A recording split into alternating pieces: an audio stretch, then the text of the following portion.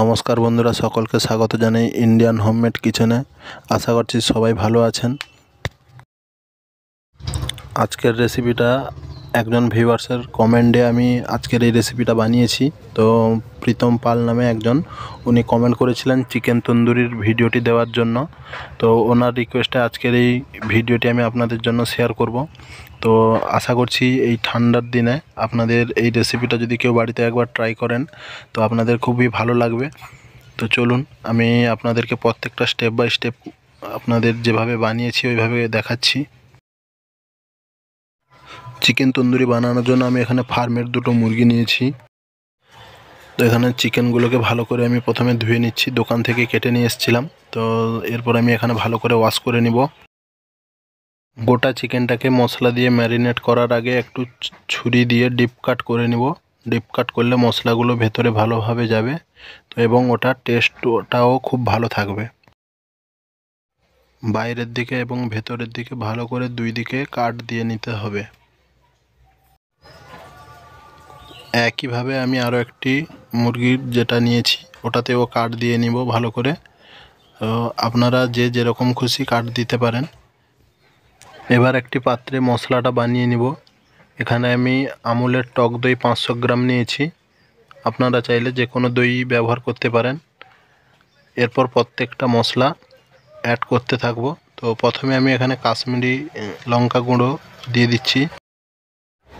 আমি এখানে ছোট ছোট প্যাকেটগুলো ব্যবহার করেছি, এই কারণে আপনারা দেখলে পরিমাণটা বুঝতে পারবেন। এগুলো ছোট ছোট প্যাকেট, তো আপনারা বাজারে এগুলো রেডিমেড কিনতে পাওয়া যায় এখন।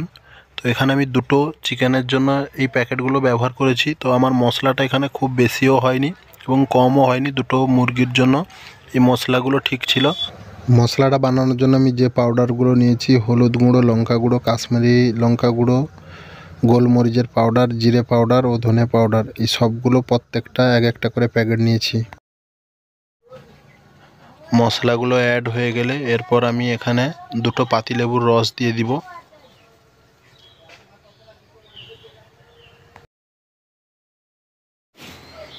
এরপর আমি আদা রসুন পেস্ট দিয়ে দিচ্ছি 2 চামচের মতো, ও এবং পরিমাণ মতো লবণ। এবার একসঙ্গে সবগুলো ভালো করে মাখিয়ে নিব। মাখানোর সময় এটা একটু লক্ষ্য রাখবেন, তো যেন ওটাতে যেন কোনো লাম্পস যেন না থাকে, দইয়ের যেন দানা ভাবটা যেন না থাকে।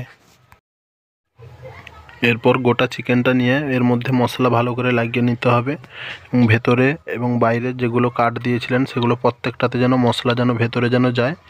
আপনারা এইভাবে প্রত্যেকটা যেন জায়গায় যেন মশলা লাগে এইভাবে যেন লাগিয়ে দিবেন। তন্দুরির জন্য যে চিকেনগুলো আপনারা ব্যবহার করবেন গোটা চিকেন, তো এটা চেষ্টা করবেন যেন ওয়েটটা যেন 1 কেজির মধ্যে থাকে। 1 কেজি 100-200 গ্রাম হলে খুব ভালো হয়। কারণটা হচ্ছে আপনি যখন এটাকে কয়লা আঁচে তন্দুরি বানানোর জন্য ফেলবেন, তো তখন ওপরের অংশগুলো হয়ে যাবে এবং ভেতরে কাঁচা থেকে যাওয়ার চান্স থাকে। তো চেষ্টা করবেন ছোট মুরগি নেওয়ার একটু। তো ঠিক একইভাবে আর একটা চিকেন, গোটা চিকেনটাকে নিয়ে আমি মশলাটা ভালো করে এটাতেও ওইভাবে একইভাবে মাখিয়ে নিব। তো এটা মাখানো হয়ে গেলে আপনারা রেস্ট মিনিমাম 1 থেকে 2 ঘন্টা, আপনারা যে যতক্ষণ দিতে পারেন, মিনিমাম 3-4 ঘন্টা হলেও ভালো হয়। তো এখানে আমি হিটে দেওয়ার জন্য কয়লা নিয়েছিলাম, এখানে 5 কেজি মতো কয়লা নিয়েছিলাম। তো সেই কয়লাগুলোকে একটু ছোট ছোট করে ভেঙে নিতে হবে। আপনারা এখানে যদি কয়লা যদি আপনাদের বাড়ির আশেপাশে কোথাও যদি না পান, তো আপনারা যদি কেউ গ্রামের এইরকম পরিবেশে বানাতে চান, তো আপনারা কাঠ এখানে ইউজ করতে পারেন। তো কাঠটা হলে একটু বেশি লাগবে, তো আপনারা কাঠও জ্বালানি হিসেবে ব্যবহার করতে পারেন। তো আমি এখানে কাঠ এবং কয়লা দুটোই মিক্স করে দিয়েছিলাম। তো এখানে আমার 5 কেজি কয়লাতে হয়নি, তো আমাকেও কিছুটা এখানে কাঠ অ্যাড করতে হয়েছিল। কয়লার আঁচটা ধরতে অনেকক্ষণ সময় লাগবে, তো তার জন্য আগে থেকে জ্বালানিটা লাগিয়ে দিলাম। তো এরপর একটা রডের শিকের মধ্যে এরকম 2 সাইড থেকে দুটো চিকেন ভালো করে ঢুকিয়ে নিতে হবে।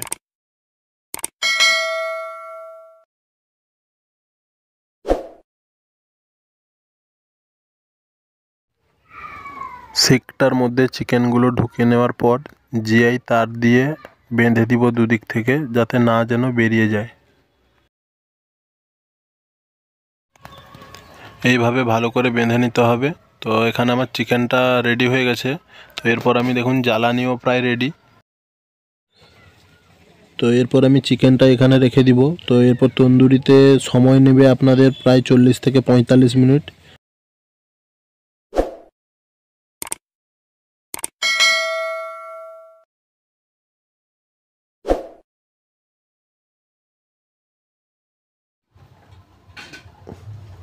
এইভাবে ঘুরিয়ে প্রত্যেকটা সাইডে যেন ভালোভাবে যেন হিটে যেন হয়ে যায়।